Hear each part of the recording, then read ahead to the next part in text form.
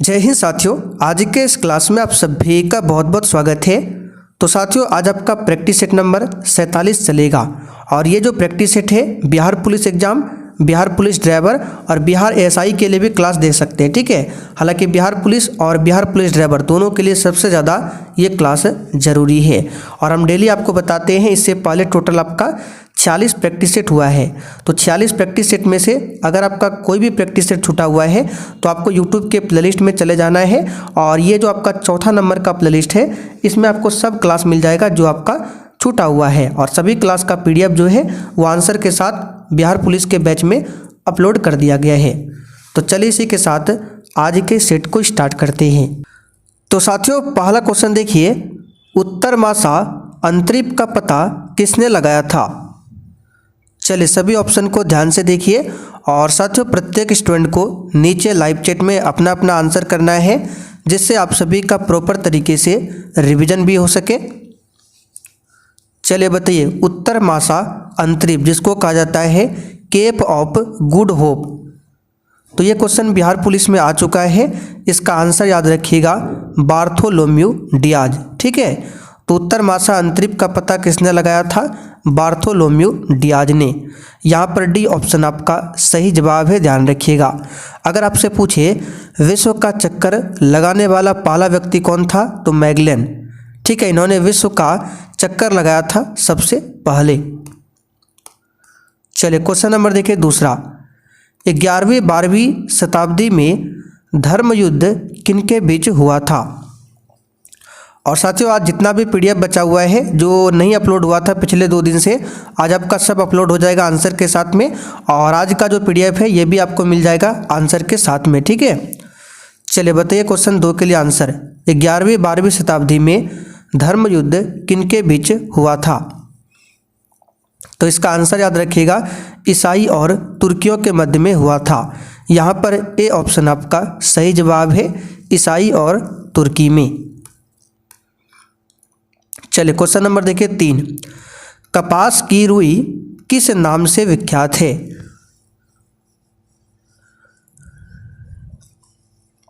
चलिए बताइए क्वेश्चन 3 के लिए आंसर, कपास की जो रुई है ये किस नाम से विख्यात है? तो कपास की रुई को कहा जाता है उजला सोना। क्या बोला जाता है? उजला सोना। ठीक है, तो अगर आपसे पूछे काला शीशा किसे कहा जाता है?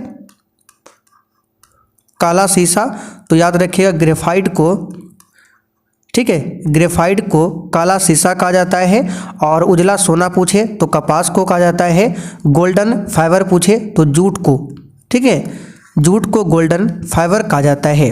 अब चलिए कपास की बात करें तो कपास सबसे अधिक किस मिट्टी में उपज होती है? तो याद रखिएगा काली मिट्टी में। काली मिट्टी में कपास की खेती सबसे अधिक होती है और इस काली मिट्टी का दूसरा नाम क्या है? रेगुर मृदा। क्या है? रेगुर मृदा। और इसमें कपास की खेती अधिक होती है इसलिए इसको काली कपासी मिट्टी भी कहा जाता है, काली मिट्टी को। तो ये सब एक्स्ट्रा फैक्ट आपको ध्यान रखना है। जूट की बात करें तो भारत में जूट उत्पादन में नंबर 1 पर कौन आता है? पश्चिम बंगाल, और अपना बिहार जूट उत्पादन में दूसरे स्थान पर आता है। गन्ना उत्पादन में पूछा जाता है प्रथम स्थान पर कौन है? उत्तर प्रदेश है, ध्यान रखिएगा। और साथियों अगर आपने अभी तक इस बैच को ज्वाइन नहीं किया है तो फटाफट से जाकर आप लोग इस बैच को ज्वाइन कर सकते हैं। अगर आपको बैच के बारे में डिटेल में जानकारी चाहिए तो क्लास समाप्त होने के बाद आपको बता दिया जाएगा और ये व्हाट्सएप नंबर है, इस पर भी मैसेज करके आप लोग जानकारी ले सकते हैं। चलिए देखिए क्वेश्चन नंबर 4, निम्न में से कौन सा कथन असत्य है? चलिए बताइए क्वेश्चन 4 के लिए आंसर, पिछले 2 दिनों से आपका क्लास बंद था, आज से आपका क्लास स्टार्ट हो चुका है। 7:30 बजे भी आपका क्लास हो गया साइंस का। ठीक है, तो आपको डेली 2 क्लास करने हैं। शाम 7:30 बजे साइंस क्लास मिलेगा और 8 बजे आपको मिक्स प्रैक्टिस सेट मिलेगा।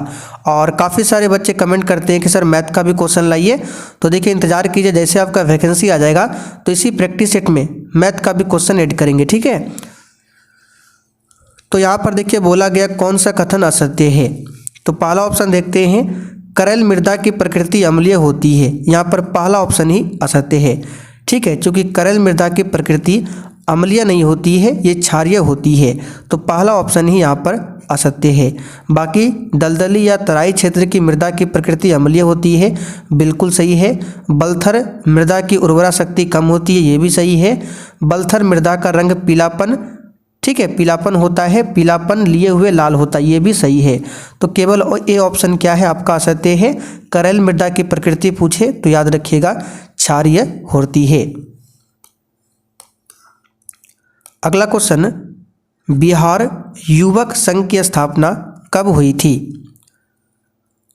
चलिए, और साथियों आज आपका सेट नंबर 21 भी मिल जाएगा नोट्स का। क्लास में जो भी हम एक्स्ट्रा क्वेश्चन बताते हैं उसका डेली नोट्स तैयार करके आपको देते हैं। तो टोटल 20 नोट्स हमने अपलोड कर दिया है, आज आपका 21 नंबर नोट्स मिल जाएगा। ये सब कहाँ पर मिलता है? तो उसी बैच में जो हमने आपको पीछे बताया। तो देखिए, बिहार युवक संघ की स्थापना जो है ये 1928 में हुआ था। कब हुआ था? 1928 में। अच्छा, 1928 में और क्या हुआ था आपको याद होगा? बारदोली सत्याग्रह, जिसका नेतृत्व किया था सरदार वल्लभ भाई पटेल ने। सरदार वल्लभ भाई पटेल को भारत का लौह पुरुष, भारत का बिस्मार्क, इन सभी के नाम से जाना जाता है। और वल्लभ भाई पटेल की जयंती पर 31 अक्टूबर को हम लोग प्रत्येक वर्ष क्या मनाते हैं? राष्ट्रीय एकता दिवस मनाते हैं। 1905 में बंगाल का विभाजन हुआ था करजन के समय में। क्वेश्चन नंबर देखिए 6, निम्नलिखित में से कौन सा रक्तस्राव रोधी विटामिन है? तो रक्तस्राव का मतलब क्या होता है? अगर मान लीजिए शरीर के किसी भी अंग में अगर किसी चीज़ से कट लग जाता है तो आपने देखा होगा वहाँ से ब्लीडिंग होने लगता है, खून निकलने लगता है। तो खून को रोकने के लिए जो विटामिन है ये है आपका विटामिन के। ये क्या करता है? रक्त को उस जगह थक्का बना देता है, जिसके कारण खून जो है आपके शरीर से बाहर नहीं निकलता है। तो ये हम आपको बता चुके हैं कि विटामिन के क्या करता है? रक्त को थक्का बना देता है। कहाँ पर?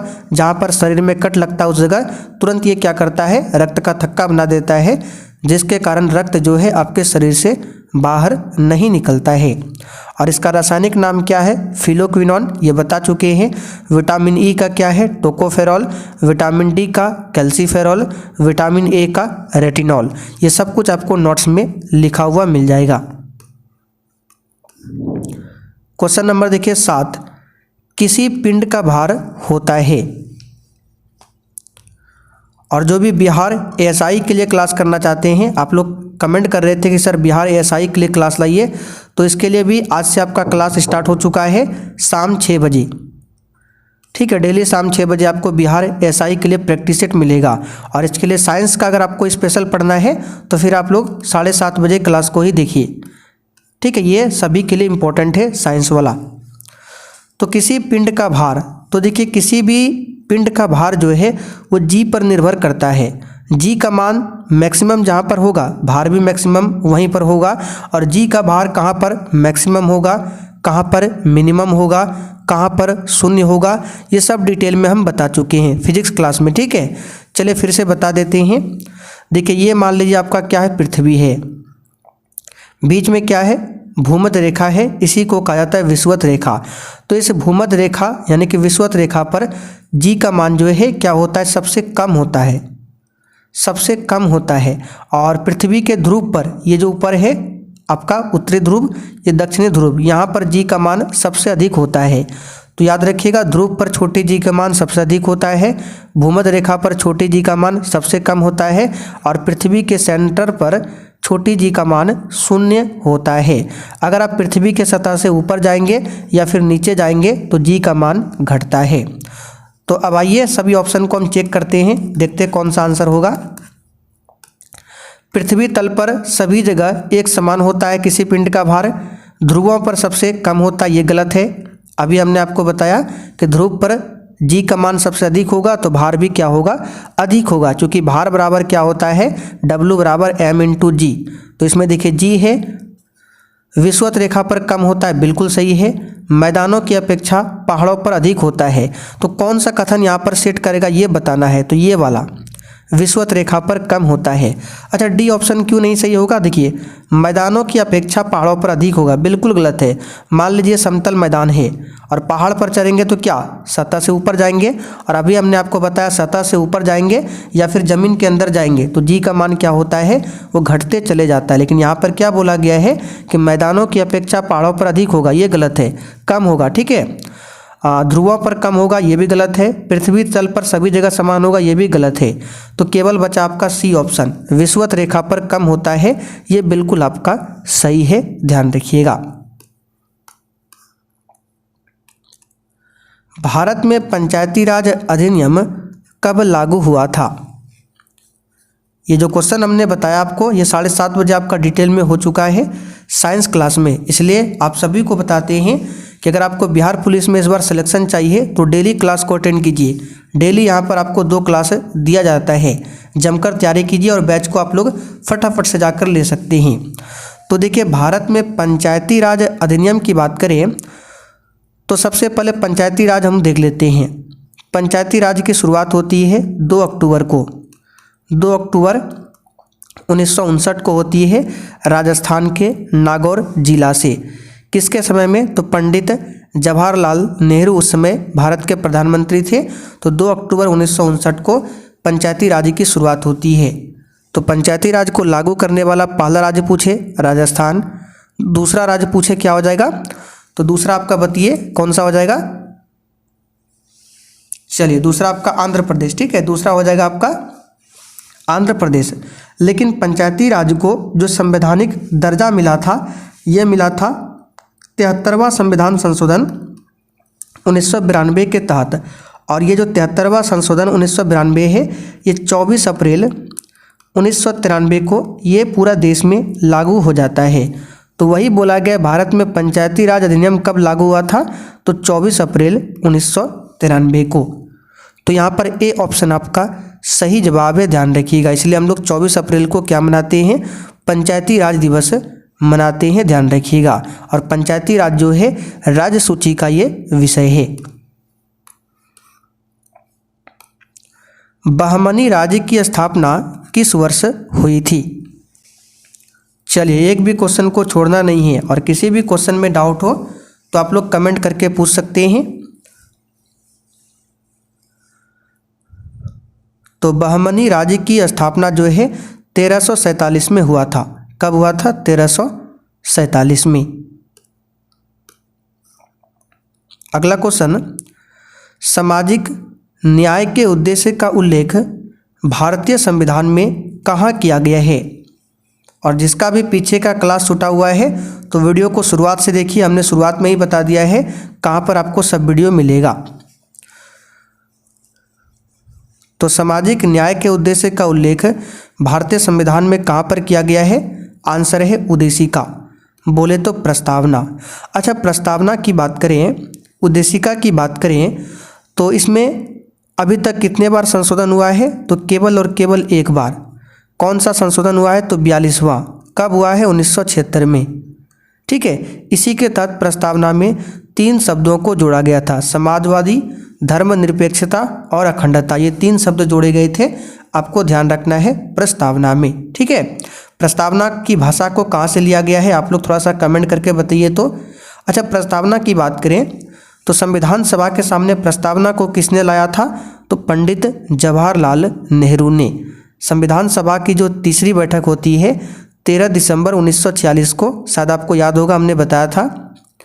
तीसरी बैठक में पंडित जवाहरलाल नेहरू ने प्रस्तावना को प्रस्तुत किया था संविधान सभा के सामने। तो ये आपको क्वेश्चन ध्यान रखना है। चलिए, भारत के संविधान में इनमें से क्या राज्य सूची से सम्मिलित नहीं है? यानी कि राज्य सूची में क्या इसमें से सम्मिलित नहीं है, आपको बताना है। तो पुलिस तो राज्य सूची में आएगा, कानून व्यवस्था ये भी आता है, दंड प्रक्रिया संहिता ये राज्य सूची में नहीं आता है। तो यहाँ पर सी ऑप्शन आपका सही आंसर है। निम्नलिखित में से कौन सा अनुच्छेद भारतीय संविधान में सर्वोच्च न्यायालय यानी कि उच्चतम न्यायालय यानी कि सुप्रीम कोर्ट की स्थापना और गठन के बारे में बताता है।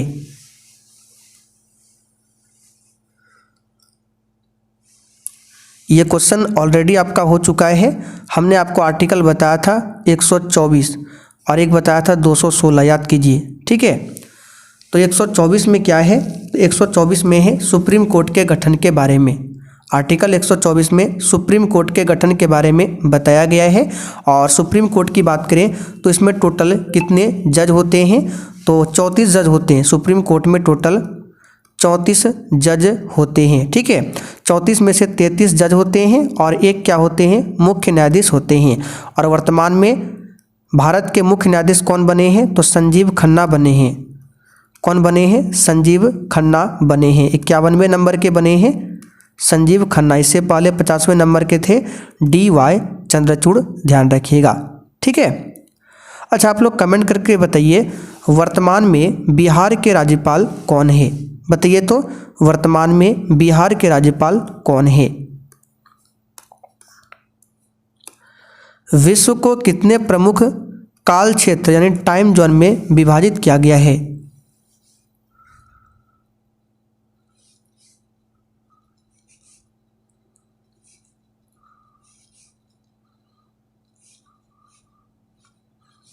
चलिए बताइए फटाफट से। अच्छा, यहाँ पे देखिए, एक सेकंड।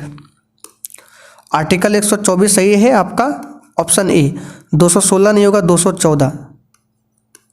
आर्टिकल 124 में सुप्रीम कोर्ट के गठन के बारे में है और आर्टिकल 214 में हाई कोर्ट के गठन के बारे में। किसके बारे में? हाई कोर्ट के गठन के बारे में। तो दोनों अलग अलग है, ध्यान रखिएगा। वर्तमान में भारत में टोटल 25 हाई कोर्ट है। कितने हैं? 25।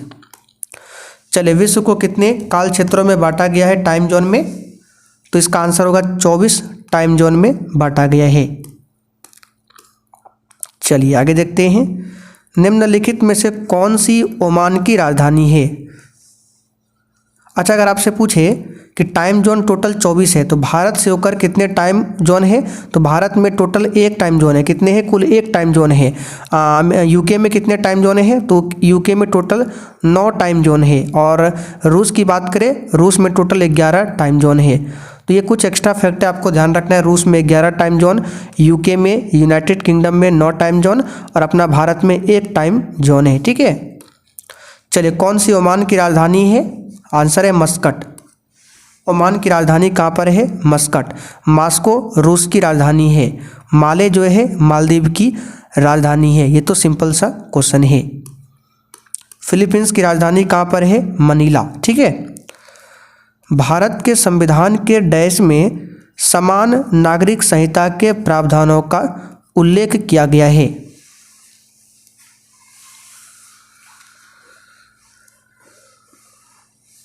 तो ये क्वेश्चन भी बता चुके हैं। समान नागरिक संहिता आर्टिकल 44 में है। किस में है? आर्टिकल 44 में। और आर्टिकल 36 से लेकर 51 तक में राज्य का नीति निर्देशक सिद्धांत है। और ये आपको मिलता है भाग 4 में।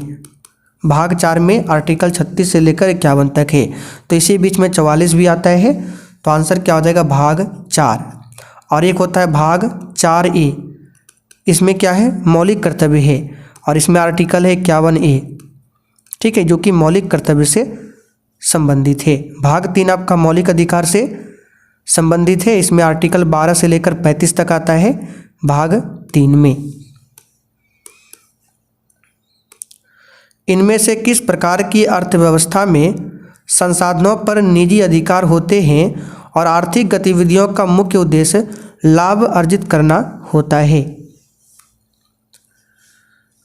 ये तो सिंपल सा क्वेश्चन है। बोला गया है कि किस प्रकार की अर्थव्यवस्था में संसाधनों पर निजी अधिकार, ठीक है, निजी अधिकार होता है, नहीं प्राइवेट होता है। तो ये पूंजीवादी में होता है। किस में होता है? पूंजीवादी में। चलिए, बहुत ही सिंपल क्वेश्चन है। 17 नंबर। विधान परिषद के कितने सदस्य राज्य के राज्यपाल द्वारा मनोनीत किए जाते हैं? विधान परिषद के बारे में हम आपको बता चुके हैं। विधान परिषद भारत में टोटल 6 राज्यों में ही है। कितने राज्यों में?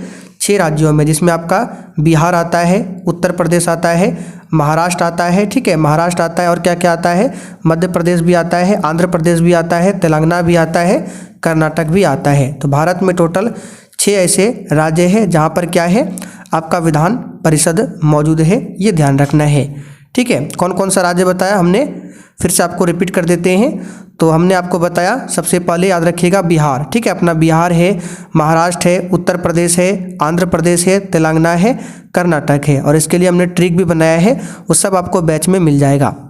तो विधान परिषद के कितने सदस्य राज्य के राज्यपाल द्वारा मनोनीत किए जाते हैं, तो याद रखिएगा 1/6 सदस्य राज्य के राज्यपाल द्वारा मनोनीत किए जाते हैं।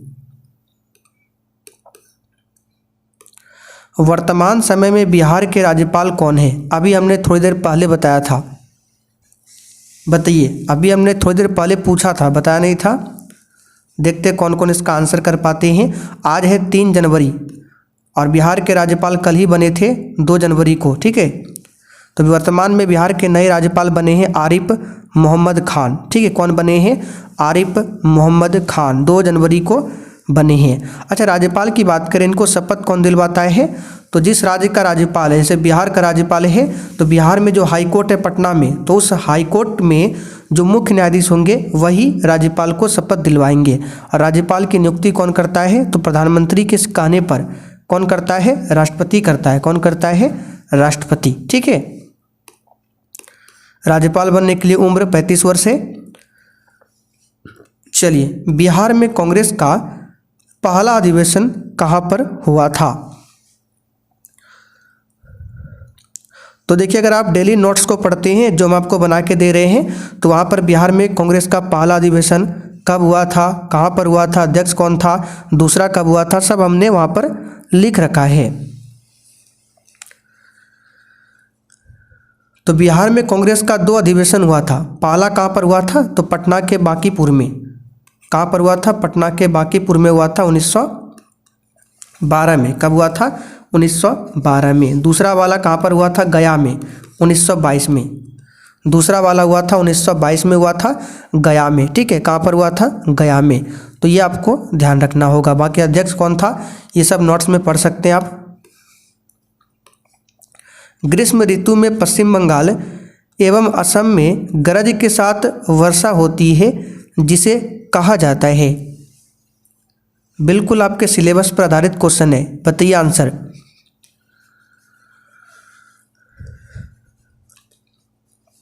तो इसका आंसर होगा नार्वेस्टर कहा जाता है। क्या बोला जाता है, नार्वेस्टर। अच्छा, एक है चेरी ब्लास्म, जो कि सी ऑप्शन में, ये कहाँ पर होता है, तो कर्नाटक में होने वाली कॉफ़ी वर्षा जो होती है उसको कहा जाता है चेरी ब्लास्म। क्या बोला जाता है, चेरी ब्लास्म। मैंगो सावर की बात करें तो इसको आम्र वर्षा भी कहा जाता है, आम्र वर्षा को ही मैंगो सावर कहा जाता है। तो चेरी ब्लास्म पूछे, ऑप्शन में मिलेगा कर्नाटक। नार्वेस्टर कहाँ पर होता है, पश्चिम बंगाल एवं असम। चलिए आगे देखते हैं।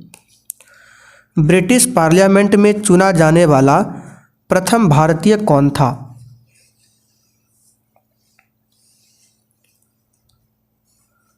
यह क्वेश्चन इस बार बिहार पुलिस में आया था। इसका आंसर है दादा भाई नौरोजी। दादा भाई नौरोजी को भारत का वृद्ध पुरुष कहा जाता है। दादा भाई नौरोजी 1886 में, 1885 में भारतीय राष्ट्रीय कांग्रेस की स्थापना होती है। 1 साल बाद 1886 में कलकत्ता अधिवेशन की अध्यक्षता किया था दादा भाई नौरोजी ने। इन्होंने एक सिद्धांत दिया था, धन निष्कासन। तो अगर आपसे पूछे धन निष्कासन का सिद्धांत किसने दिया था, दादा भाई नौरोजी ने। इनकी एक पुस्तक भी है, पुस्तक का नाम है poverty and un British rule in India. ठीक है, नोट्स में लिख कर दे देंगे, अभी सुन लीजिए। Poverty and un British rule in India पुस्तक के लेखक कौन है, दादा भाई नौरोजी। चलिए आगे देखिए। गांधी के नाम के पहले महात्मा जोड़ा गया, तो ये तो चंपारण सत्याग्रह के दौरान, जब चंपारण सत्याग्रह सफल हुआ था 1917 में, तो उस दौरान रविन्द्रनाथ टैगोर ने महात्मा गांधी को सबसे पहले महात्मा कहा था। किसने कहा था, रविन्द्रनाथ टैगोर ने। तो याद रखिएगा, चंपारण सत्याग्रह के दौरान।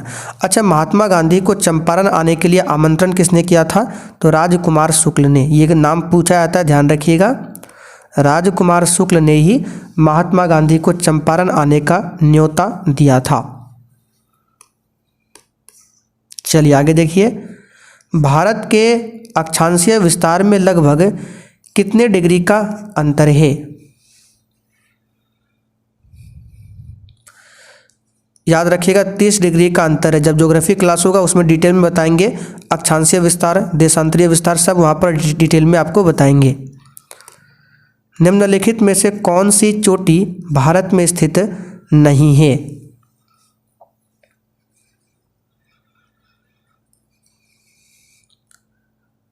तो ऑप्शन के अकॉर्डिंग अगर चले तो ऑप्शन में हो जाएगा आंसर आपका माउंट एवरेस्ट।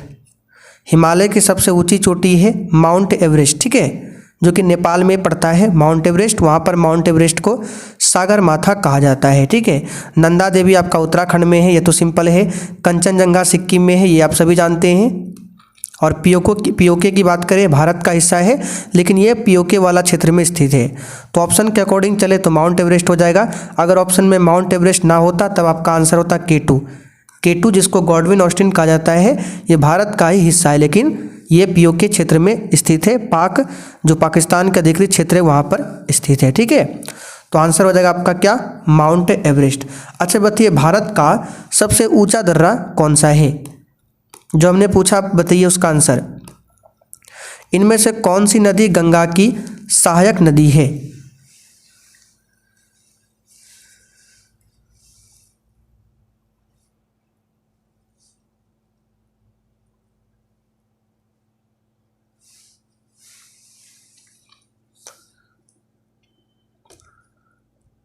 तो यहाँ पर इसका आंसर क्या हो जाएगा? तो गंगा की अगर सबसे बड़ी सहायक नदी पूछे वो तो आपका यमुना हो जाएगा। यमुना नदी गंगा की सबसे बड़ी सहायक नदी है, लेकिन इसमें से बताना है कौन सहायक नदी है। तो 25 के लिए आपका आंसर क्या हो जाएगा? तो यहाँ पर देखिए गोमती ये आपका क्या है? गंगा नदी की सहायक नदी है गोमती। यहाँ पर बी ऑप्शन आपका सही जवाब है। बेतवा जो है यमुना की सहायक नदी है। अच्छा, यमुना की कौन कौन सी सहायक नदी है इसके लिए भी हमने ट्रिक बताया है, और वो ट्रिक नोट्स में आप कहाँ पर मिलेगा? तो बैच में, ठीक है। ट्रिक हमने बताया था आपको KBC, केन, बेतवा, चंबल, ये तीनों नदियाँ यमुना की सहायक नदी है। तो बेतवा, चंबल ये भी यमुना की सहायक नदी है, जबकि गोमती जो है ये आपका क्या हो जाएगा? गंगा की सहायक नदी है। गंगा की लंबाई 2525 किलोमीटर है। गोदावरी की लंबाई कितनी है? 1465 किलोमीटर। कृष्णा नदी की लंबाई कितनी है? 1400 किलोमीटर। देखिए, एक ही क्वेश्चन को हम बार बार इसलिए बोलते हैं ताकि वो क्वेश्चन क्या हो, याद हो जाए आपको, ठीक है।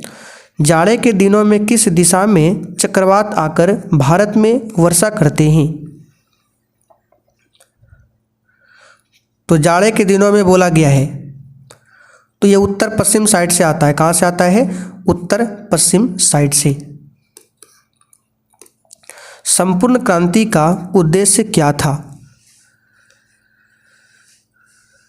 अच्छा, संपूर्ण क्रांति का नारा किसने दिया था? तो ये तो आप सभी जानते हैं, जिन्हें लोक नायक की उपाधि दी गई है, जयप्रकाश नारायण। तो जयप्रकाश नारायण ने संपूर्ण क्रांति का नारा दिया था और उद्देश्य था निर्वाचित सरकार को बदलना। चलिए आगे देखते हैं, भारतीय किसान दिवस कब मनाया जाता है? अभी हाल ही में मनाया गया है भारतीय किसान दिवस, बताइए। आंसर है 23 दिसंबर को। कब? 23 दिसंबर को, ठीक है। 26 नवंबर को क्या मनाया जाता है? संविधान दिवस, ये बता चुके हैं। 1 दिसंबर को विश्व एड्स दिवस, 10 दिसंबर को विश्व मानवाधिकार दिवस, ठीक है। और एक पूछा है तो उपभोक्ता दिवस, उपभोक्ता अधिकार दिवस, जो कि 15 मार्च को मनाया जाता है, ठीक है। तो एक होता है आपका राष्ट्रीय उपभोक्ता दिवस, एक होता है आपका कौन सा? विश्व उपभोक्ता दिवस। तो राष्ट्रीय उपभोक्ता दिवस जो है ये कब मनाया जाता है? आप लोग थोड़ा सा बताइए कमेंट करके। तो शायद मेरे हिसाब से राष्ट्रीय उपभोक्ता दिवस जो है 24 दिसंबर को मनाया जाता है। कब? 24 दिसंबर को। यहाँ पर लिख देते हैं हम 24 दिसंबर को राष्ट्रीय उपभोक्ता दिवस और 15 मार्च को अंतर्राष्ट्रीय उपभोक्ता दिवस, ठीक है। यानी कि विश्व उपभोक्ता दिवस 15 मार्च को, और राष्ट्रीय वाला पूछे तो ये आपका कौन सा हो जाएगा? 24 दिसंबर, दोनों ध्यान रखिएगा। चलिए, लोकतंत्र के कितने अंग होते हैं?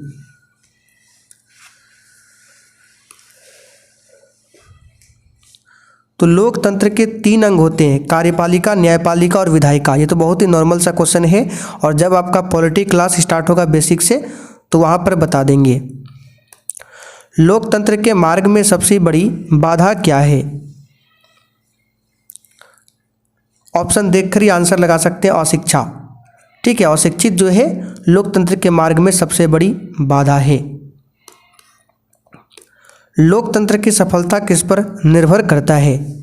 ये सब क्वेश्चन जो है ऑप्शन के हिसाब से आंसर लगाएंगे। ठीक है, ऑप्शन को सही से पढ़ेंगे तो ऑटोमेटिक आपको समझ में आ जाएगा।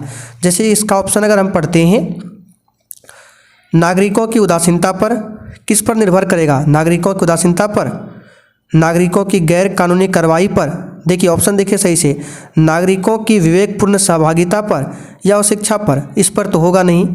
नागरिकों की उदासीनता पर यह भी नहीं होगा। नागरिकों के गैर कानूनी कार्रवाई पर यह भी नहीं होगा। ठीक है, गैर कानूनी है तो ये आपका बचा केवल सी, नागरिकों की विवेकपूर्ण सहभागिता पर ही लोकतंत्र की सफलता निर्भर करता है। ये सब लैंग्वेज वाले जो क्वेश्चन होते हैं आप ऑप्शन पढ़कर आंसर निकाल सकते हैं।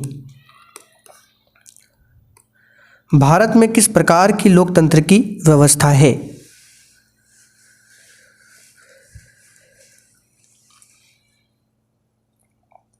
चलिए बताइए इसका आंसर। तो भारत में तो आप सभी जानते हैं अप्रत्यक्ष लोकतंत्र है। कैसा है? अप्रत्यक्ष लोकतंत्र का उदाहरण है भारत। लोकतंत्र की उपलब्धियां में सबसे अधिक सहायक क्या है? चलिए ऑप्शन को देखिए। क्या निर्धनता, गरीबी होगा? बिल्कुल नहीं। अशिक्षा होगा? बिल्कुल नहीं। विषमता होगा? बिल्कुल नहीं। विकास होगा। ठीक है, लोकतंत्र की उपलब्धि सबसे बड़ा अधिक सहायक क्या है? तो विकास। क्या होगा? विकास। लोकतंत्र का मूल उद्देश्य क्या है? आंसर क्या हो जाएगा? सामूहिक सहमति। सामूहिक सहमति ये लोकतंत्र का मूल उद्देश्य है। चलिए, लोकतंत्र देता है नागरिकों को, क्या बताइए? और समान अवसर, ये तो बिल्कुल भी नहीं होगा। ठीक है, क्षणिक अवसर यानी कुछ समय के लिए, ये भी नहीं होगा। समान अवसर देता है। लोकतंत्र में क्या होता है? नागरिकों को समान अवसर दिया जाता है। आगे देखिए, भारत में लोकतंत्र के समक्ष कौन सी चुनौतियां हैं? देखिए तो सभी ऑप्शन को। क्या भ्रष्टाचार है? बिल्कुल है। जातिवाद है? बिल्कुल जातिवाद होता है। परिवारवाद है? ये भी है। यानी कि भारत में लोकतंत्र के समक्ष जो ये सभी है, ये सभी चुनौतियां हैं। तो भ्रष्टाचार भी है, जातिवाद भी है, परिवारवाद भी है। यहाँ पर डी ऑप्शन आपका सही है। चलिए, लिच्छवी गणतंत्र किस राज्य में व्यवस्थित है? अब ये क्वेश्चन आपको याद रखना पड़ेगा, और अभी जो हमने ये सब कवर किया ये ऑप्शन देखकर आंसर लगा सकते हैं। तो लिच्छवी गणतंत्र किस राज्य में अवस्थित है? इसका आंसर है बिहार के वैशाली में। कहाँ पर है? बिहार के वैशाली में लिच्छवी गणतंत्र अवस्थित है। देखिए टोटल 16 महाजनपद है। 16 में से 3 महाजनपद बिहार में स्थित है। कितने? 3 महाजनपद बिहार में स्थित है। अच्छा, आप लोग बताइए कौन कौन से 3 महाजनपद है जो कि बिहार में हैं? हालांकि इसके लिए भी हमने नोट्स में लिख के दे दिया है। लोकतंत्र होता है जनता के प्रति।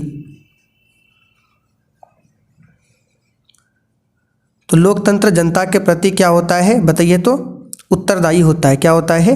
उत्तरदायी। लोकतंत्र में निर्णय लिया जाता है जल्दी से, देर से, या फिर तुरंत, या फिर कोई नहीं। तो लोकतंत्र में कोई भी निर्णय लेना है तो क्या होता है? बहुत ही सोच समझकर इसमें निर्णय लेना पड़ता है। तो यहाँ पर इसका आंसर क्या हो जाएगा? देर से। लोकतंत्र में निर्णय जो है वो देर से लिया जाता है। किन 2 भौतिक राशियों के मात्रक समान होते हैं? तो याद कीजिए, साइंस क्लास में हमने आपको बताया था। ठीक है, अगर आप साइंस क्लास डेली करते हैं तो वहाँ पर बताया था कौन कौन सा राशि है जिसका भौतिक राशि और विमा समान है। हालांकि इसके लिए नोट्स भी हमने अपलोड कर दिया है। शायद नोट्स नंबर 19 या फिर 20 में ये सारा क्वेश्चन मिल जाएगा। तो जिन्होंने बैच को लिया है वहाँ पर आप लोगों को मिल गया होगा। और उसका आंसर यहाँ पर आप लोग सी बता रहे, तो बिल्कुल आपका सही जवाब है। वेग और चाल का जो मात्रक है वो समान होगा। वेग का मात्रक मीटर प्रति सेकंड होता है, चाल का भी मीटर प्रति सेकंड होता है और दोनों का विमा भी क्या होगा, समान होगा। और साथ में हमने ये भी बताया था कौन कौन सा राशि है जिसका विमा नहीं होता, जैसे विकृति हो गया, आप जाकर चेक कर सकते हैं, ठीक है। तो चलिए आज का प्रैक्टिस सेट आपका यहीं पर कंप्लीट होता है। और जिनको बैच के बारे में जानना है थोड़ा सा आप लोग सुन लीजिए और जो जानते हैं आप लोग जा सकते हैं, ठीक है। सबसे पहले नंबर लिख लीजिए 9631887058। इस पर आपको बैच के बारे में जानकारी मिल जाएगा और वीडियो में थोड़ा सा आपको बता देते हैं बैच के बारे में। चलिए तो यहाँ पर ध्यान दीजिए, ये जो बैच है आपको 139 में मिल जाएगा। 139 में इसमें बहुत सारा चीज़ दिया जाता है, जैसे आपको डेली क्लास मिलता है यूट्यूब पर 2 क्लास, इंपॉर्टेंट आपको नोट्स मिल जाएगा, शॉर्ट नोट्स जहाँ से बिहार पुलिस के एग्जाम में डायरेक्ट क्वेश्चन आते हैं, 1 लाइनर जीके मिल जाएगा, लूसेंट का मिलेगा, स्पीडी का मिलेगा, डेली क्लास का पीडीएफ मिलेगा, यानी कि जो क्लास आपका डेली 2 होता है, क्लास खत्म होने के बाद आंसर के साथ पीडीएफ मिलेगा, पिछले 12-13 साल का क्वेश्चन बैंक मिल जाएगा और साथ में डेली क्लास का जो नोट्स है, जो हम एक्स्ट्रा क्वेश्चन बताते हैं वो सब कुछ लिखकर आपको देते हैं। तो आप लोग देर मत कीजिए, ठीक है। वैकेंसी आ जाएगा तो फिर मौका तैयारी करने का नहीं मिलेगा। ऑलरेडी बहुत सारे बच्चों ने कोर्स को ले रखा है और अपनी तैयारी कर रहे हैं, तो आप पीछे मत रहिए।